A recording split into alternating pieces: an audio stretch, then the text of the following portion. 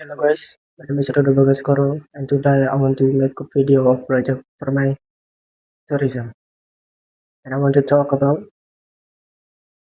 Lawang Sewu.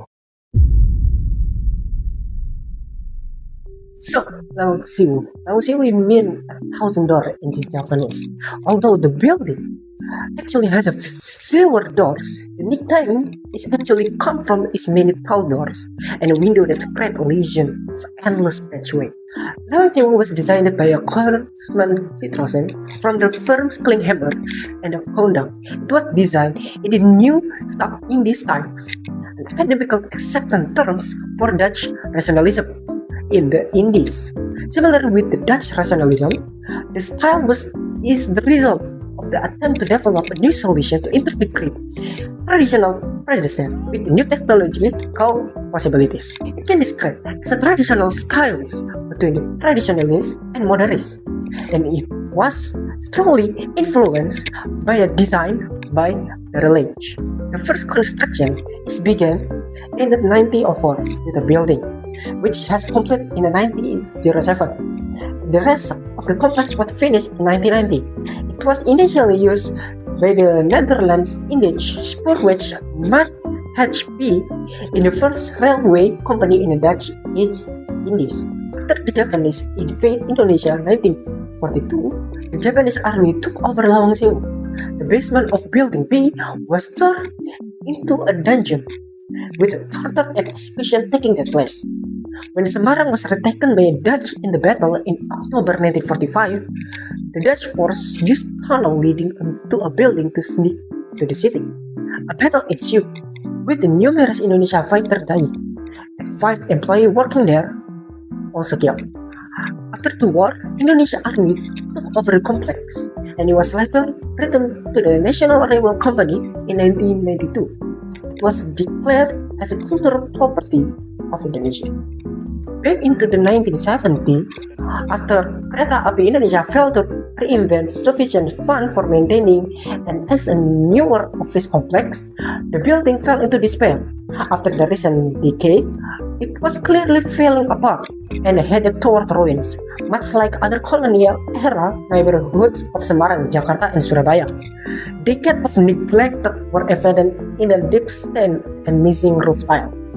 The floor of two-room bar, the marking of long abandoned badminton court, and sky can be seen through a several spots in the attic roof. And because of that, ghost story multiplied as a Lawang Sewu truly began to look part of a haunted house. This is not surprising in the kajiwa of Japanese spiritualism. There is a great significance in the linkage of violent death of space. And because we're talking about the ghosts, let's change the tip a little bit.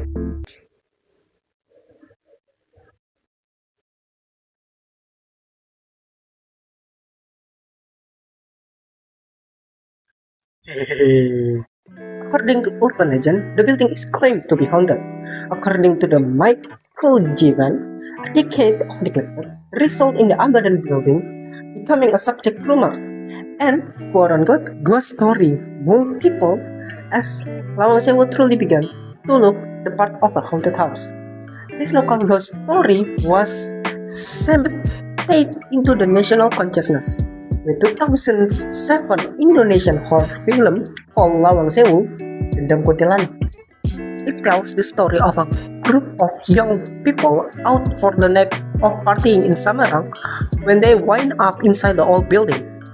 When the resident spirit become angry and seek revenge after one youth, disrespectfully urinate based on their home. Among the ghosts defending the dignity of the building area are a Dutch woman who committed suicide and Kuntilanak, a vampiric manifestation of a human who died in the childbirth. So basically telling the story of a very naughty group of people that pissing in the house. Okay, now I'm get it why the MDB rating is 5.2. I think it's not a good movie. or it says kind of popular, but then I don't know. I'm not gonna watch it. And also, yeah, there's the headless Dutch woman.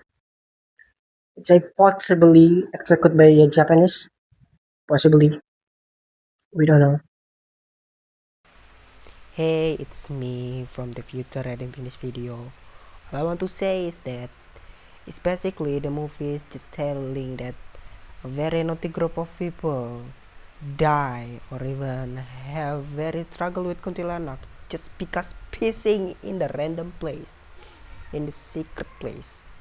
I mean, like, come on, dude. I mean, at least make it like serious, make it like it had some a deeper story into it.